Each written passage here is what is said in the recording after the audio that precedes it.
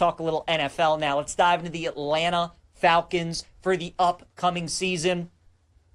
This is the third team now that we're previewing in the NFC South. We looked at the Panthers on Thursday. We looked at the Saints on Friday. And now we're looking at the Atlanta Falcons. And again, all these NFC South schedules are pretty easy. You do have to play the NFC West this season. You do have to play the AFC East this season. But I think the teams that Atlanta are getting at home and compared to on the road is much more beneficial than some of the other teams in the NFC South that have to play these teams on the road, right? So, for example, Atlanta is going to get Buffalo, they're going to get the Rams, and they're going to get the Seahawks at home this year. They do get the 49ers on the road, but some of these other teams, they're going to have to play at Seattle, at the Rams, at Buffalo. Obviously don't want that. The three hardest games, I think, on the Falcons schedule coming into the season is going to be the Commanders, the Bills, the Niners, and the Rams. And they play 3 of those 4 games at home.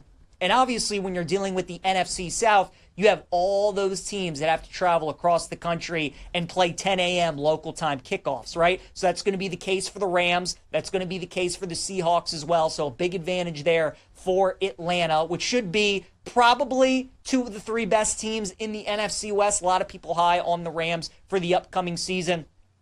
I do think Atlanta, though, is the most talented team in this division.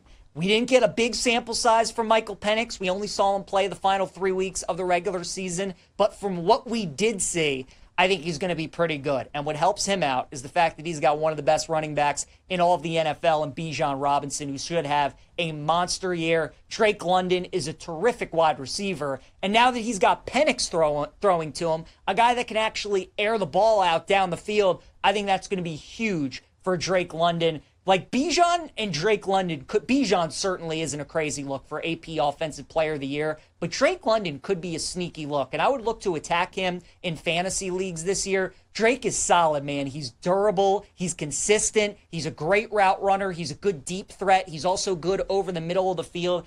I mean, you guys watched the Falcons last year. It was a pitiful watch when Cousins was out there. They just could not push the ball down the field, and he was such a statue. So now Penix gets some experience in the NFL, and now he goes into this upcoming season knowing that he's going to be the number 1 guy, and the team knows that he's going to be the number 1 guy as well. So I think that's a big benefit. Obviously, I don't love Raheem Morris all that much as a coach because of his clock management. I mean, there were so many situations last year where he was abysmal trying to navigate the clock at the end of the 2-minute warning, first half, end of the game, whatever it may be. So that is definitely a concern as well.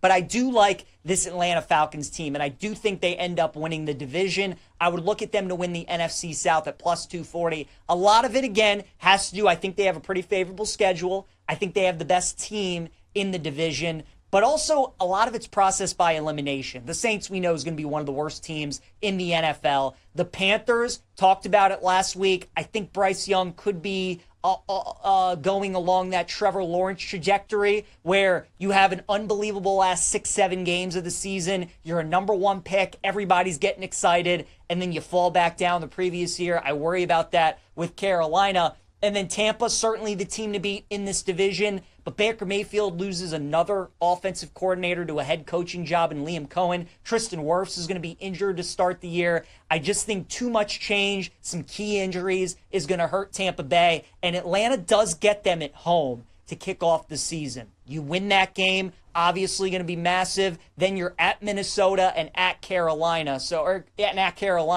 2 of their first 3 games are going to be against division opponents, likely the 2 division opponents that they're going to be battling against in the NFC South this year. I would keep an eye on the Atlanta Falcons. I like them to win the NFC South. I'd rather bet them to win the division at plus 240 than bet them to make the playoffs at plus 150. There certainly is a scenario where 2 teams out of the NFC South could make it to the playoffs because of how much carnage we could get in the other divisions.